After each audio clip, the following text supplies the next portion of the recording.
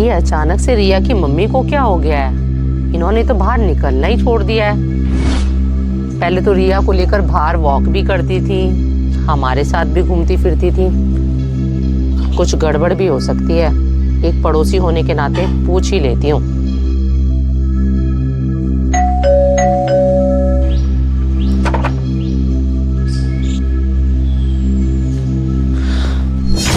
रिया की मम्मी, ये क्या? आपके चेहरे पे इतने सारे निशान। वो क्या है ना सिद्धि की मम्मी, मैंने ना एक्सपायरी फेस क्रीम लगा ली थी, इसीलिए ना सारे फेस पे एलर्जी हो गई है। अच्छा रिया की मम्मी, माना एक्सपायरी फेस क्रीम से आपकी फेस पे एलर्जी हो सकती है, लेकिन ये आपके हाथों पैरों पर कैसे निशान? रिया की मम्मी, मैं भी एक औरत हूँ और मुझे सब समझ आता है। वैसे मुझे आपकी पर्सनल लाइफ के बारे में पूछना तो नहीं चाहिए, पर एक पड़ोसी ही दूसरे पड़ोसी के काम आता है। बताओ मुझे क्या बात है?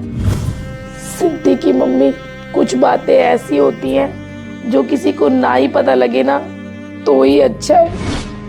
मैं अपना दर्द अगर किसी को बताऊंगी ना तो हमारे घर की इज्जत उछलेगी, इसीलिए मैं किसी को कुछ नहीं बताती।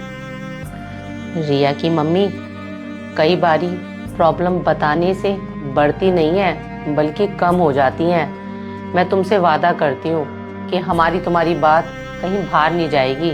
बताओ मुझे तुम्हारे साथ क्या हुआ है? सिद्धि की मम्मी, शादी के बाद ना एक औरत कठपुतली बन के रह जाती है। रिया के पापा ना रोज मुझे पता नहीं किस कंगले परिवार की लड़की मेरे पल्ले बन गई। तेरे बाप से एक गाड़ी मांगी थी, उससे वो भी नहीं दी गई। मेरे लिए बड़े बड़े घर के रिश्ते आ रहे थे, मेरी तो मती मारी गई थी जो तुझ जैसी लड़की से मैंने अपनी शादी की। विशाल, आपसे किसी ने जबरदस्ती नहीं की थी, आपने खुद ही हाँ की थी शादी के लिए। हाँ, मैंने ही की थी शादी के लिए, हाँ, क्योंकि तेरे बाप ने कहा था कि दहेज में गाड़ी देंगे। विशाल, पापा ने गाड़ी देनी थी आपको, पर आपको अच्छे से पता है शादी से 1.25 महीने पहले मेरे भाई का मेजर एक्सीडेंट हो गया था, तो पापा के पूरे 12 लाख रुपए लग गए थे उसमें।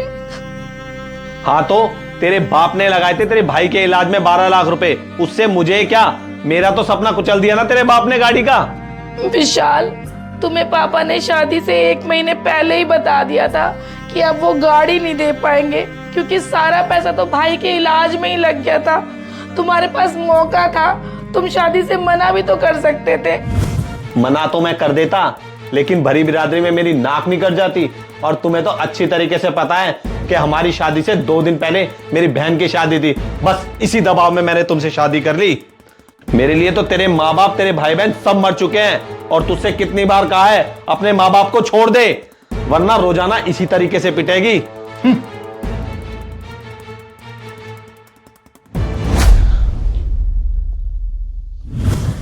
सिद्धि की मम्मी, मुझे मेरे घर वालों से ना बात तक भी नहीं करने देते।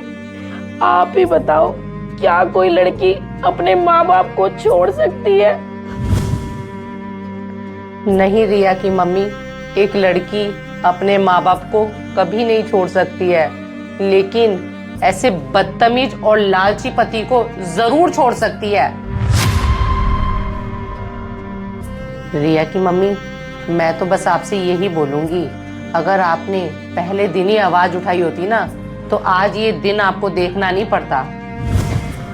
मैंने आवाज उठाने की बहुत बार कोशिश की, पर हर बार मेरे माँ बाप का चेहरा मेरे सामने आ जाता था, और मैं यही सोचती थी कि अगर उनके घर जाके बैठ गई तो उनकी समाज में क्या इज्जत रह जाएगी। रिया की मम्मी, अब जमाना बदल चुका है।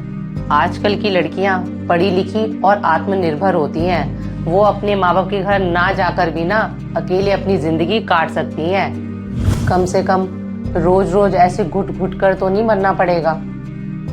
चलो सारी बात छोड़ो, मैं तुमसे ही पूछती हूँ, कल को तुम्हारी बेटी के साथ भी यही सब कुछ हुआ तब तुम क्या करोगी?